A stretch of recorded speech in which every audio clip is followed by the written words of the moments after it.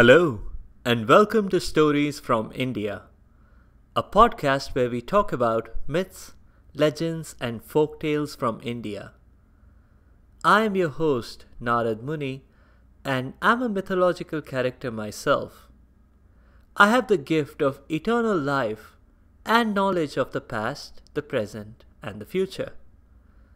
By profession, I'm a traveling musician and a storyteller. So the way I'm doing my job is by podcast. This week, we'll see how I was involved in the Indian mythology version of Sleeping Beauty. There's no princess in this one. Instead, there are a couple of brothers. And there's no evil fire-breathing dragon either. The character this week is not one single person. Instead, it's a role. There are 7 people who have occupied this role so far. One of whom we encountered in our very first episode, Unicorn Fish. This episode makes references to some events from an earlier episode. Episode 11, The Boy Who Lived, and Episode 14, Nurse Ratched and Umbrella Mountain. But you need not have heard either of those. I'll give you a summary when we get to that part. Kuber was the demigod of wealth. We've briefly met him before, in episode 25, Up and Away, as one of the gods who gifted Hanuman something just to prevent total world destruction. Nala Kuber and Manigriv, whom I'm going to call Nal and Mani, were Kuber's sons. They led a very pampered life. Now, there are different levels of pampering. There's the kind of pampering that, for example, Harry Potter's cousin Dudley had. There's the Sleeping Beauty kind of limited pampering, where her parents, the grand palace-dwelling king and queen, completely delegated the task to 3 fairies by sending her to live with them in a tiny cottage. At least that's how it happened in the Disney universe. There's another kind of pampering that has to do with a brand of baby diapers, but we'll leave that one out. Kuber's sons were definitely on the Dudley side of the spectrum. They had everything they could have wished for. Not surprising, considering their father was the god of wealth. It was like having credit cards with no max limit. One day, the brothers were sipping wine and lounging by the custom lazy river in their mansion, scrolling through their Instagram feed. Mani saw something that made him sit up and take notice. Hey bro, there's a big party happening and we aren't at it. He had Nala's attention at the word party. Turns out, this one was in a garden near Shiv's home in Kailash. Shiv the Destroyer is one of the Holy Trinity in Indian mythology. The others being Vishnu the Preserver and Brahma the Creator, who also happens to be my dad. No one's invited us there, said Nal seriously. They both stared at each other and then burst out laughing. They were habitual gatecrashers. They had never needed an invite, and they wouldn't need one now. Race you to Kailash, Nal said and jumped off his floaty. It was a race, but they both got there about the same time. They had to.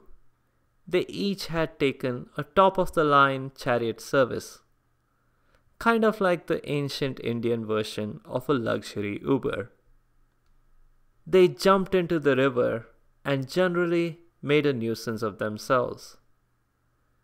The other partygoers were quite upset by this, but not upset enough to do anything about it. This was the 100th time this had happened to them. They were going to just grin and bear it. This called for some divine intervention. And that's where I come in. I had to put a stop to all this. I think I arrived just in the nick of time. I saw Null first, wearing the guacamole bowl on his head like a crown, with the guacamole still inside it.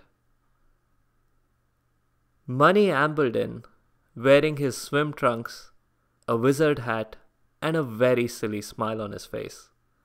He was clearly drunk. "Voldemort!" he screamed when he saw me. "Expelliarmus!" he shouted, waving his bottle, as if it was a wand. This was the limit. I'd had it with this pair of troublemakers. It's not like they hadn't had plenty of warnings before. I dragged the boys away from the scene, even as Money kept wondering why my veena didn't fly out of my hands. A few hours later, when the boys were quite sober, I put it to them quite plainly. They were old enough to be mature, and yet they were acting in the worst possible way. I was going to have to curse them. And no, they could not talk themselves out of this one. And so I cursed them. They would be changed into a pair of Arjun trees. They could observe people all around them and learn a few life lessons. Because they were quite literally rooted to the spot. They just couldn't stop observing. Whether they chose to learn from this, that was up to them. And they would be free in, say, 100 years. Yeah, a nice round number. Krishna, an avatar of Vishnu the Preserver, would free them. But I did one thing to make that easier. I left the pair of Arjun trees exactly next to the house that baby Krishna would be in 100 years from now. And with that, I left the scene.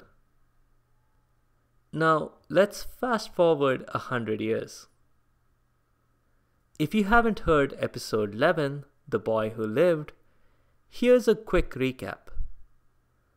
Kans was an evil tyrant king. He imprisoned his sister and her husband when it was predicted that a child of the couple would kill him. Before he could kill their baby, however, the father pulled a switcheroo with some divine intervention. And so it came to be that the newborn baby, Krishna, lived in the home of Yashoda the milkmaid and Nandbaba the cowherd, who both thought he was their own child. Even as a toddler, Krishna had quite a reputation for being mischievous. Most of his pranks were driven by his love for butter. One day, just as he was helping himself to a big fistful of butter directly from the pot, just as his mother had warned him not to, she walked in. He was caught red-handed. I mean, technically white-handed, given all the butter, but you get the point. To Yashoda's surprise, Krishna denied that he had been eating butter. This was followed by exactly the dialogue from a popular children's rhyme. Krishna, Krishna, yes, mummy? Eating butter? No, mummy. Telling lies? No, mummy. Open your mouth. And at this point, Yashoda was going to laugh at the obvious signs of butter inside the boy's mouth.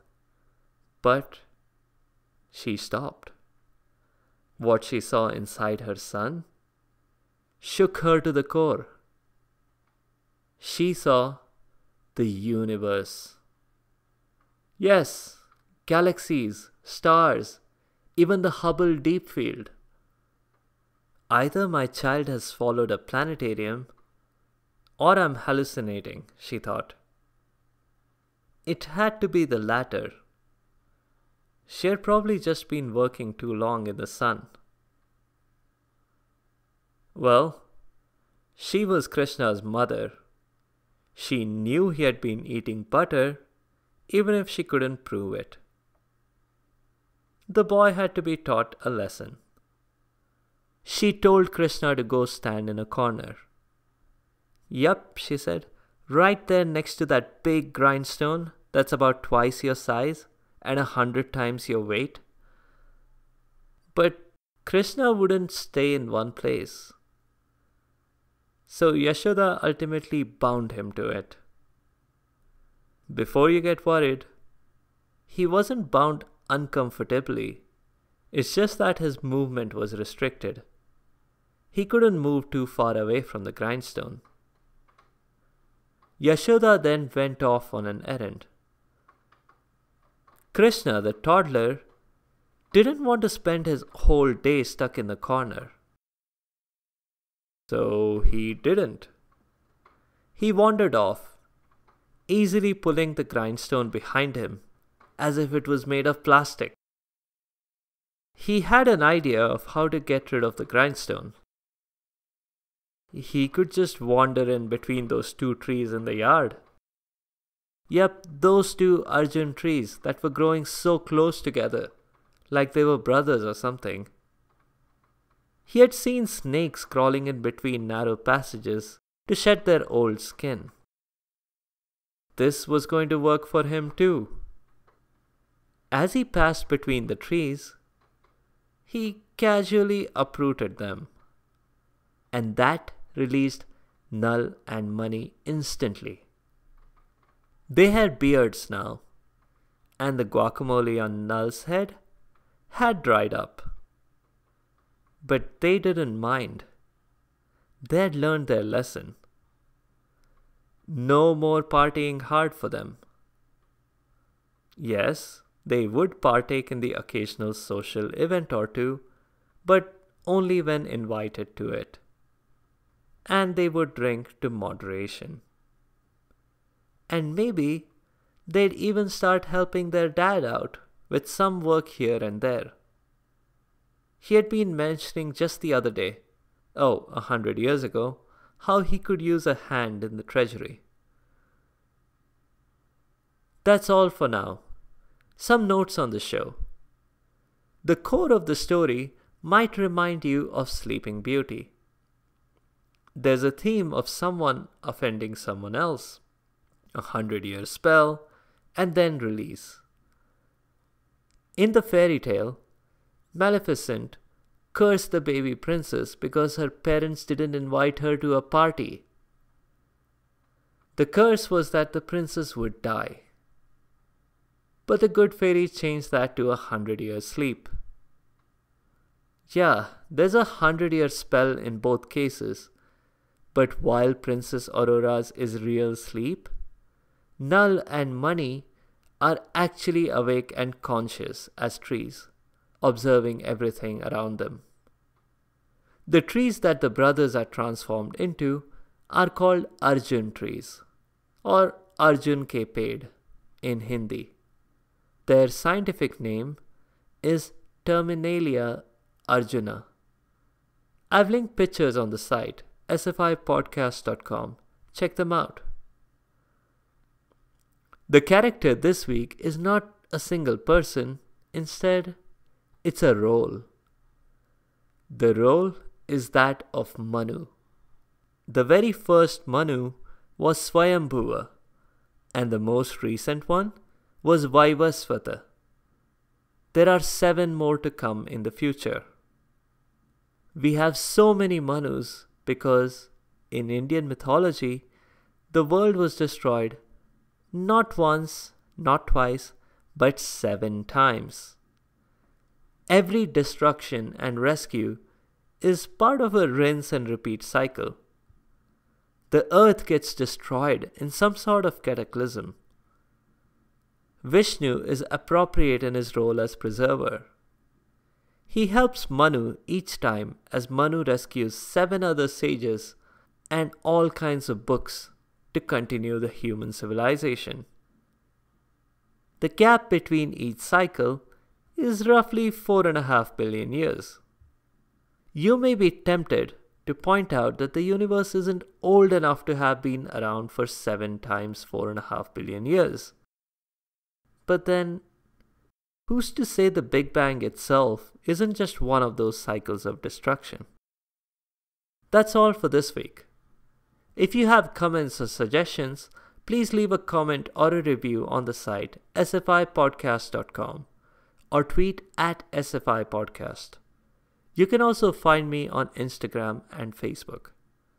Be sure to subscribe to the show to get notified automatically of new episodes. Thanks to all your listeners for your continued support and your feedback. The music is from purpleplanet.com. That's purple-planet.com. Next week, we are actually back to Vikram and Bethal.